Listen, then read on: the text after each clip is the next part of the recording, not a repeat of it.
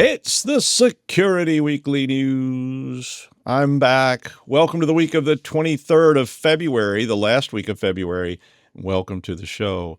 We've got Cronenbergs, Dangling Twitchbots, Crypto, Kaspersky, SMS, OT, Josh Marpet, and more on this episode of the Security Weekly News.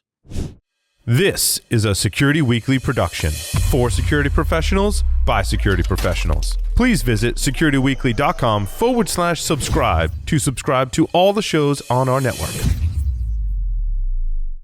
We interrupt our program to bring you this important message. It's the show that keeps you up to date on the latest security news twice a week. Your trusted source for accurate security information and expert analysis. It's time for the Security Weekly News. Imagine a world where every threat, ransomware, supply chain attacks, zero-day exploits, is stopped before it can even begin. ThreatLocker makes that world a reality with a zero-trust approach to cybersecurity. By giving you granular control on every executable that can happen in your environment, ThreatLocker protects your business around the clock. No more guessing, no more gaps, just rock-solid protection that keeps your operations running smoothly and your data secure. Discover how ThreatLocker's least privilege approach can safeguard your organization against known and unknown threats. Take the first step toward total peace of mind. Visit securityweekly.com/threatlocker today. All right, I'm Doug White, and it's Security Weekly News, episode 454, I think. Wow. So don't forget to hit like, subscribe, and leave a comment, or you will have to explain how to buy birdseed with bitcoins to my grandmother. I'm giving her your number today and telling her this is the guy. He's going to help you. I mean, you don't trust the government. Yeah, here you go. Anyway, I'm back from Zero Trust World in Orlando, where I dressed as George Washington's younger brother, Charles, for the costume ball.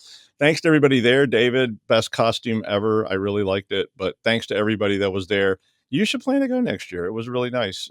Thanks to Aaron, Jason, and Josh for holding the fort while I was away. Great job. It was wonderful. I knew it would be. I mean, there were some doubts, but I figured it. Well, I thought, it could go either way. But then I was like, yeah, it'll probably be okay. Yeah, and it was, of course.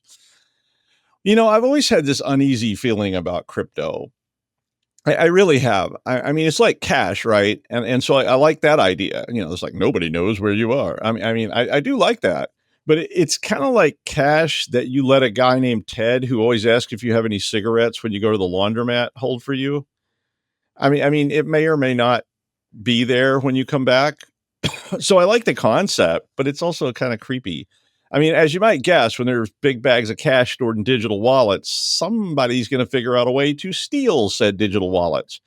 So this weekend, Lazarus, which is a hacking group we've known for years and years and years, affiliated with good old North Korea, who may be our friends now. I'm not exactly sure. It's becoming more like 1984 every day. We were always at war with East Asia, that kind of thing. But they were associated with stealing $1.5 billion from Bybit Exchange.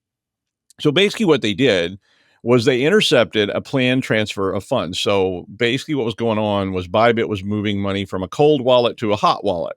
And they got in the middle of that and redirected the assets. Instead of them going to the hot wallet, they went to a different wallet somewhere else. So just to explain, a cold wallet is like that floor safe in the arcade where you dump all the bills you picked up during your shift. And the hot wallet is Brad, who owns the arcade, and you take all the money to his house after you close and maybe get a free beer or something. Now, while you're moving the funds, a guy says yoinks and takes the bag out of your hand, while you're walking down the street with it and runs off like a big bag with a dollar sign on it or something. Yeah. And the guy runs off down Flamingo Road with a barefoot girl, that kind of thing. That got really confusing. Anyway, you should always keep your crypto in a cold wallet, but protect the cold wallet so that you don't have that story that we hear from so many people going, I lost my flash drive with $2.8 billion worth of Bitcoin on it story. But when you need to buy or sell or trade some of this whatever crypto, you shift just that much into your hot wallet. So it's kind of like leaving all your credit cards and all your money locked in a box inside of a lock safe, because I don't trust the safe, in a hotel while you go out to buy gin in a dangerous city, right? So anyway, the hack was linked to Lazarus, and they said that the stolen Bybit funds were sent to an Ethereum address that had also been used in the Phoenix, BingX, and Poloniex hack. So I'm not saying not to use crypto. I'm just saying be careful and make sure you understand what you're doing when you're using crypto, because somebody's looking for that hot wallet.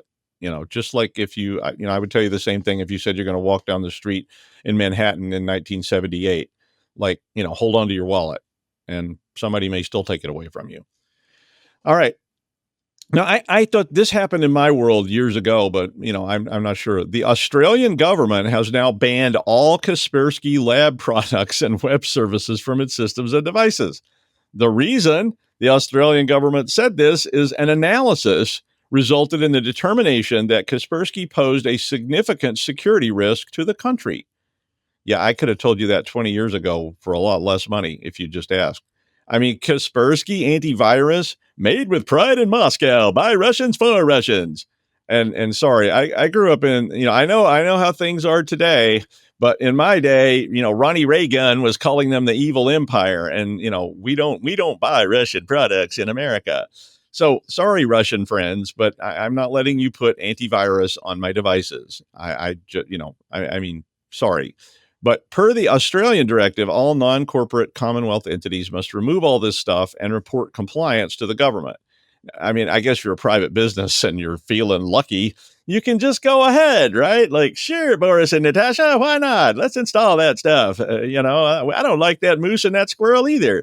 But Kaspersky products were banned in the United States for federal use in 2017, and the FCC said it posed a national security risk in 2022. But hey, you be you. I mean, whatever works for you.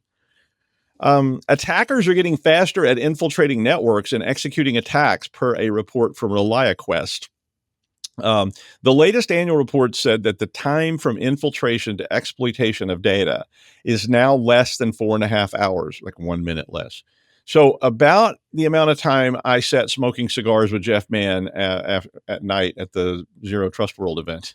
The report said that an attacker can move from initial compromise to lateral movement in about 48 minutes on average, and then begin the process of exfiltrating data.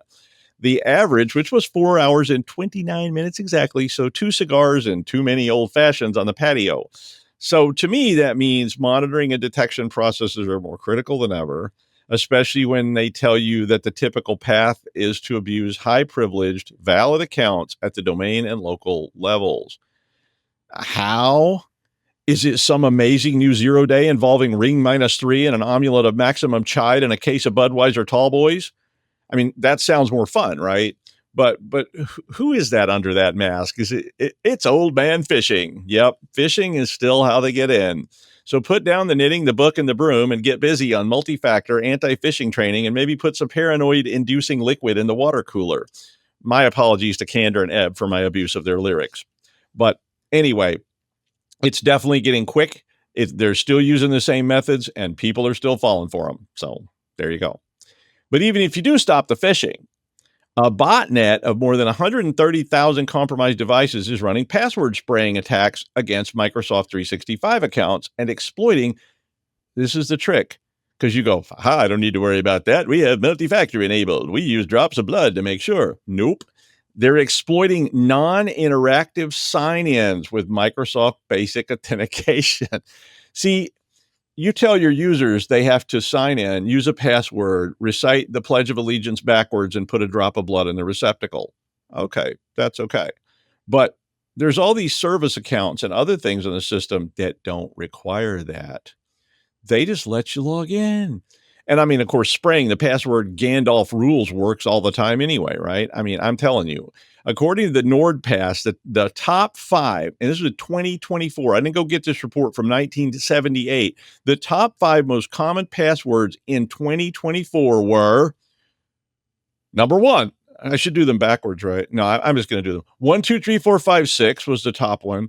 1, 2, 3, 4, 5, 6, 7, 8 for the people that wanted a strong password. I'm sorry, 1, 2, 3, 4, 5, 6, 7, 8, 9. If that was your real strong password seekers. Number 3, 1, 2, 3, 4, 5, 6, 7, 8. Number 4 was password. And number 5 was QWERTY, 1, 2, 3. So just going across the keyboard, that kind of stuff. I mean, can you believe that? I mean, so now the bad news is if you implemented all the multi-factor, this thing can still get around it. I mean, so now Stan, the marketing man's password of 696969 is going to get compromised. You knew that already. But the MFA didn't come into play because they used this service account API or something to get around it. So, basically Microsoft 365 can allow what they call non-interactive logins, doesn't require MFA. So it's kind of like an API or a Lambda call or anything like that. And these are used for service accounts. But guess what? If you allow people to get to systems, they can get to this kind of login. So they get all their password lists from stolen info on who knows where, and then they rely on these automated sign-ins as a means around MFA. So look, you need to block unnecessary access to these services. I mean, that's just there. Block legacy protocols and any protocol you're not using. I don't care how fancy modern it is. If you're not using it, block it. And of course, do use multi-factor as much as possible. But don't get convinced because you had to put a drop of blood in the receptacle that there's no other possible way to get in. There's always a way in. So, but make it as hard as possible. Seriously, you need to look into this if you're using Microsoft 365. Google is phasing out SMS text messages for multi-factor. Wow. 2020 called in favor of better approaches. I mean, SMS is pretty bad tech really for multi-factor. I mean, it's better than nothing, but it's pretty bad because it's all plain text and it can get victimized by very simple overlay attacks. And if the notice is being sent in plain text to the same device that is requesting access, well, that's pretty weak. So Google required multi-factor for most of their services starting in 2021.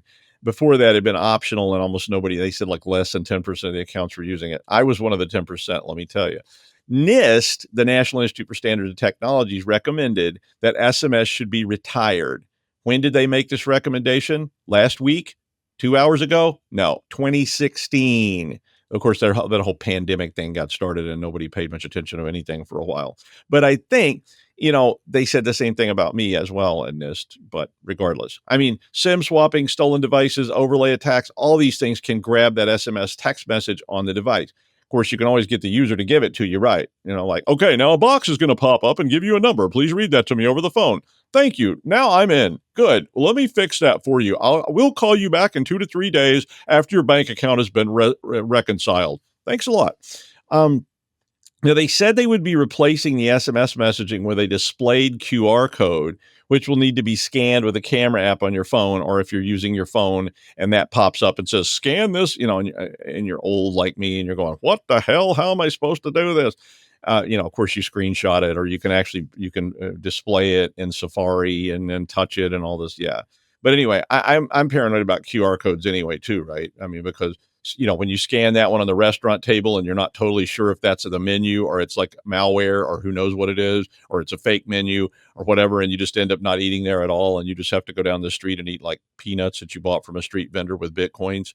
Yeah. I mean, I don't know that QR codes are going to be the solution to all this in the long run, but it beats the hell out of SMS plain text.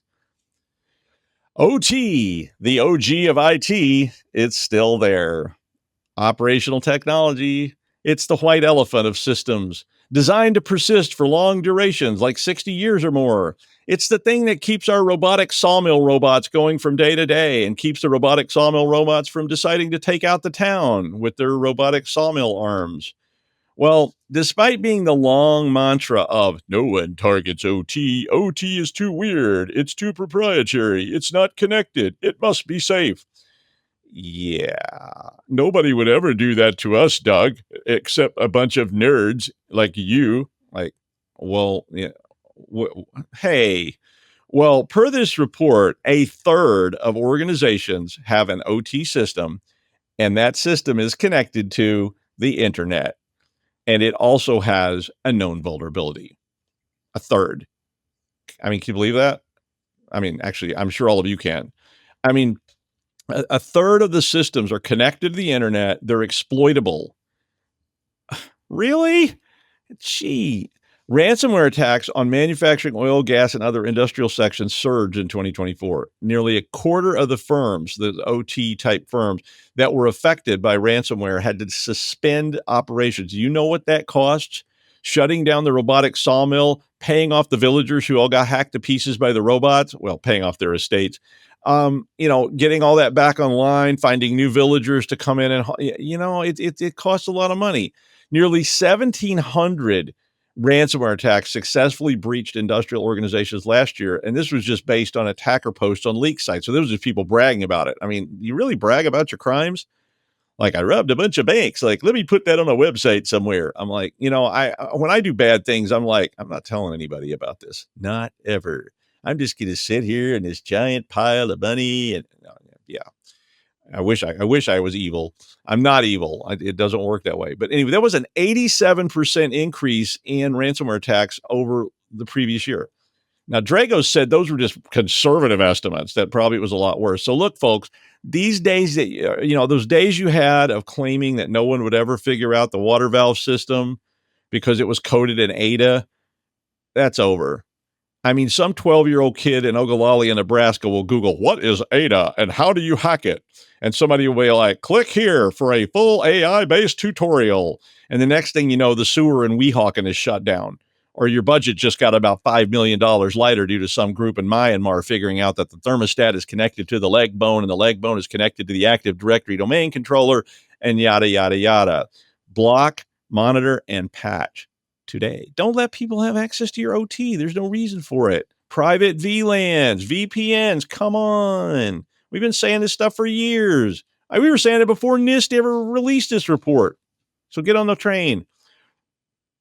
Well, OpenAI announced that they had uncovered evidence of a Chinese security operation that had built an AI-powered surveillance tool that would gather real-time reports about anti-Chinese posts on social media services in the West. Imagine that. Now, they called the campaign peer review. I'm not sure why. Well, they said because someone used OpenAI's tech to debug some of the computer code that runs this thing. I don't know why that means peer review, but that was what they said. I'm just telling you what they said. OpenAI said that this was the first time they had uncovered an AI-powered surveillance tool of this type. I don't think it's the first time it's existed, but it's the first time they found one. They said they believed it was based on Llama, which was built by Meta, and then they open sourced the whole thing. So, you can take that and build your own stuff from it. I do think this is a coming threat to everyone for many, many different reasons. I mean, a long time ago, I wrote a policy that the company should scan social media for potential new hires just to see if they had happened to post themselves doing a keg stand or snorting coke off a bathroom counter and what might have been Bungalow 8. I mean, HR was concerned about this. They didn't like the idea of snooping on people's private lives, even though I was like, they put it up in public. Like, you put up a picture of yourself snorting coke off a bathroom counter. I don't have a right to see that. Give me a break. But anyway, what if I could just build my enemies list? My enemies of the state list by asking my friendly AI tool that, let's call it Pol Pot. And, and I said, list everybody who criticized my hair in a forum. I'd really like that list. Get me all their info off the interwebs. Yeah, now send out the bots. We got those dog bots with pointed sticks, right? Yeah, send them out. Just tell them, go straighten these guys out. Get the list. Send it to the Sicherheitsdienst to round you up. Mm-hmm. Yeah, you know who you are. So it's coming soon to an oppressive state near you, and it seems like anymore we're almost all in oppressive states. Probably a lot closer and sooner than you think.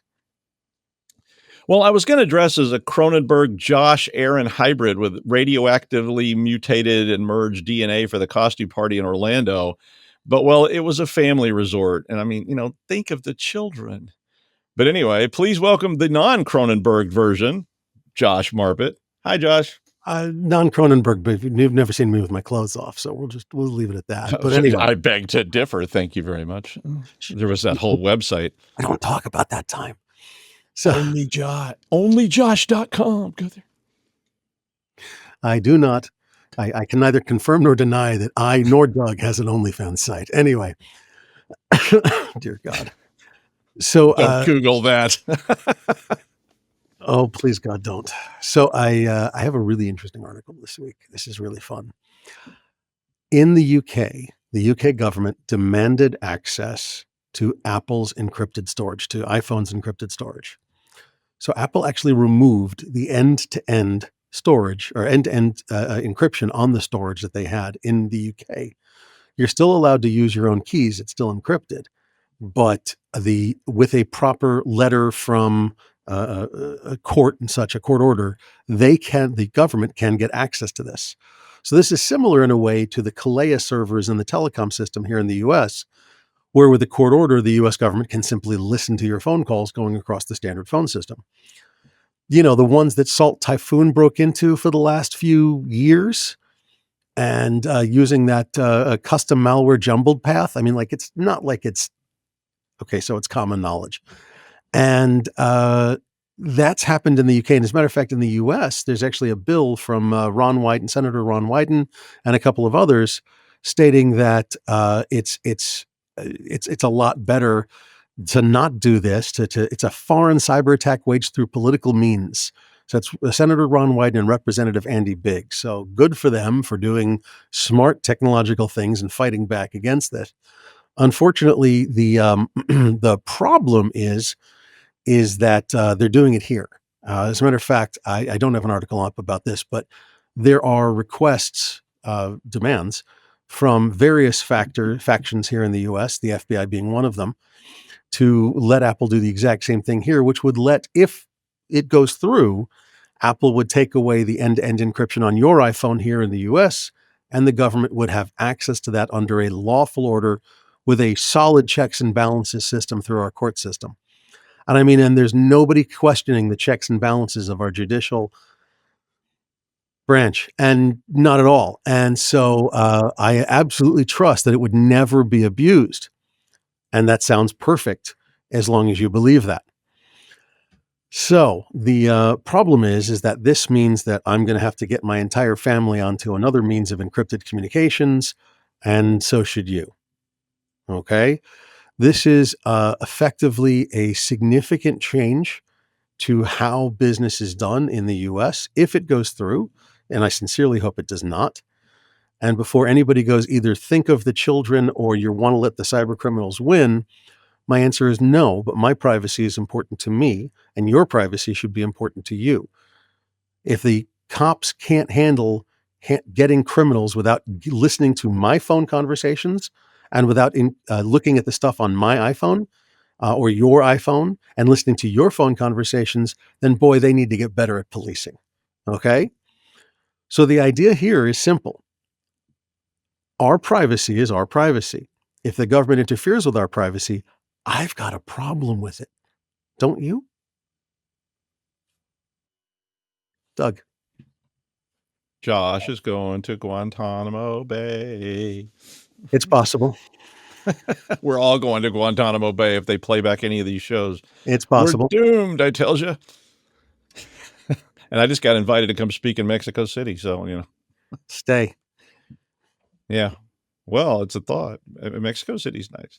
All right. Thank you, Josh. It's a scary time for everyone. And that story went completely against what I was thinking would happen. And I'm like, yikes.